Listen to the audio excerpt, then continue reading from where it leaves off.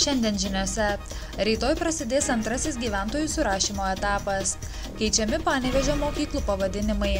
Gyventojai įspėjami dėl pernykštės žolės deginimo. Pavasarį prasideda miško tvarkymo darbai. Antradienį prasidės antrasis visuotinio gyventojų ir būstų surašymo etapas, kurio metu balandžio 5 gegužės 9 dienomis surašinėtojai lankys elektroninio surašymo metu ne visus duomenys pateikusius arba jame iš viso nedalyvavusius asmenis. Gyventojus surašinėtojai lankys darbo dienomis ne vėliau kaip iki 21 valandos, savaitgaliais iki 20 valandos, o per šventas Velykas būstai nebus lankomi, surašinėtojai nevaikščios. Siekiant išvengti surašinėtojais apsimetusių asmenų apgavysčių, gyventojai informuojami, kad surašinėtojai neužduos klausimų apie banko sąskaitas, santaupas, pinigus, taip pat neprašys banko sąskaitų numerio ar slaptažodžių, nereikalaus sumokėti ar aukoti, o tikruosius surašinėtojus bus galima atpažinti iš darbo pažymėjimų ir specialių portfelių. Surašinėtojas privalo turėti darbo pažymėjimą. Darbo pažymėjimas turi būti patvirtintas teritorinės statistikos valdybos antspaudu su oranžinė ryškia juostele, ant kurios užrašytas surašymas 2011. Surašinėtojas turi portfelį tamsiai žalę arba pilką su šonuose žaliomis juostelėmis ir ant jo yra lipdukas surašymas. Taip pat policija bendradarbiaudama su seniūnijomis padės informuoti gyventojus, kaip atpažinti surašinėtoją, kad būtų išvengta apsišaukėlių. Taip pat būkite budrus, įsidėmėkite, kaip atpažinti surašinėtoją ir jokių būdų neįleiskite apsišaukėlių. Taip pat nuo balandžio 5 dienos tie gyventojai, kurie jau nenori įsileisti surašinėtojų arba apklausos metu išvyksta ar tiesiog nebus namuose, gali atvykti į surašymo skyrius. Planuojama, kad išankstinė informacija apie šiuo metu Lietuvoje gyvenančių žmonių skaičių bus paskelbta šių metų rugsėjo mėnesį.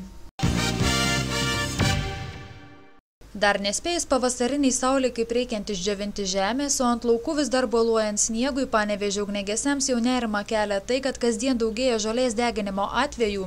Per 2 paskutinės kovo mėnesio savaitės ugniagesiai net 16 kartų vyko gesinti degančios pernykštės žolės. Pernai tokių gaisrų buvo 142. Išties skaičiai yra dideli ir tai neša nuostolius visų pirma ir pačiai priešgaisriniai gelbėjimo valdybai, kadangi išvažiavimas vieno automobilio į tokį gaisrą tikrai siekia ne 100 litrų ir būna, kad didelis gaisras išplinta, yra sutelkiamos didelės pajėgos gesinti pernykštės žolės, o galbūt tuo metu kažkur tai reikia ugniagesių pagalbos didesnėme gaisre, kai reikia jį skubėti neatidėliotinai. Todėl prašome visų gyventojų, kad nedegintų pernykštės žolės, prašome, kad būtų aktyvūs, pilietiški, taip pat jie perspėtų ir padegėjus ir praneštų ugniagesiams apie žolės deginimo faktus. Taip pat kreipiamės į tėvus ir mokytojus, kad jie pakalbėtų su vaikais, paaugliais, nes manome, kad mieste dažniausiai žolę degina paaugliai. Tiesiog dar kartą primintų jiems, kad tai yra nusikaltimas visų pirma gamtai.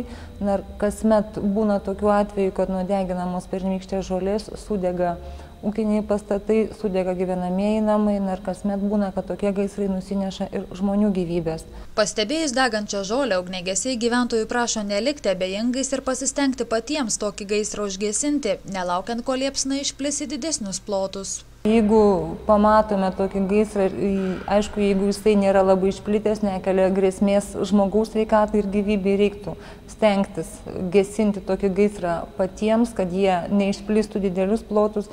Paprastai galima gesinti užtrypiant kojomis, užplakant medžių šakomis, vandeniu arba smėliu. Ir aišku, jeigu jūs matote, kad paprastai tokio gaisro užgesinti nepavyks, tada reikia skambinti bendruoju pagalbos telefonu 112.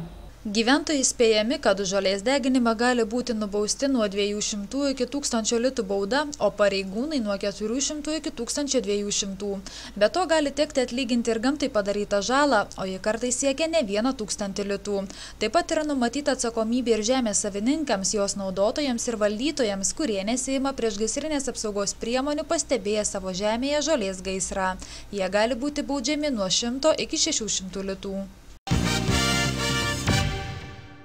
Panevėžio miškų urėdija miškų savininkams primena, kad šylant orams didėja liemenų kenkėjų pavojus vėjo arba kitų gamtos veiksnių pažeistiems medžiams, taip pat žaliai spygliuočių medienai.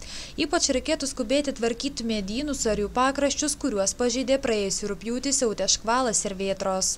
Pagal sanitarinės miško apsaugos taisyklės atšilus orams nuo balandžio 1 iki rugsėjo 1 spygliuočių medžių mediena turi būti apsaugota nuo liemenų kenkėjų. Tai čia nuo balandžio 1 pušies mediena, nuo balandžio 20 eglės, žalia spygliuočių mediena. Apsaugos priemonės yra tokios: išvežimas iš miško, purškimas insekticidais apdorojimas arba kitos priemonės. Kitos tai yra dažniausiai populiariausia nužievinimas, jeigu yra nedideli kiekiai. Mediena laikoma apsaugota tada, kada po žieve nėra lėliukių, kenkėjų kiaušinių. Kodėl tai daroma? Jeigu atsiranda kenkėjų, jie plinta. Per metus gali būti 1-2 generacijos.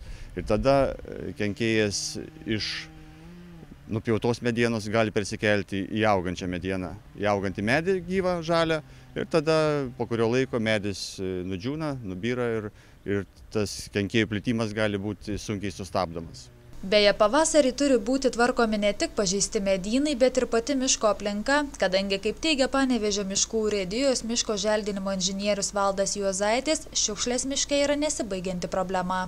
Mūsų valstybinių miškų pareigūnai girininkijose pastoviai renka šiukšlės, prižiūri pavėsinėse, lankomose pavėsinėse visur yra šiukšlių konteineriai, kurie reguliariai yra išvežami, sudaryta sutartis su švaros komanda. Ir stengiamės mes tuos šiukšlynus jau prižiūrėti, nors jų visada atsiranda ir žmonės atvažiavę į gamtą palieka tų šiukšlių. Todėl visada mes prašome gyventojų, lankytojų miškų, kad kuo mažiau tų šiukšlių, nes kiekvienas atvažiavęs mišką nori gražiai pailsėti, o tarp tų šiukšlių nėra malonu ir patogu. 2011 metai tarptautiniai miškų metai, todėl šiųmetė švarinimosi akcija Darom vyksianti balandžio 16 dieną ragins gyventojų švarintis ne tik mieste ar savo kieme, bet ir kvies sutvarkyti priemiesčių miškus. Panevėžio mieste keičiami 7 mokyklų Vyturio, 9-osios, Vilties, Saulėtekio, Aušros, 5-osios ir Žemynos pavadinimai. Tokį pakeitimą lėmė savivaldybės bendrojo lavinimo mokyklų tinklo pertvarkos 2005-2012 metų bendrasis planas, kuriame numatyta iki 2011 metų rugsėjo 1 dienos pertvarkyti šias minėtas vidurinės mokyklas į pagrindinės.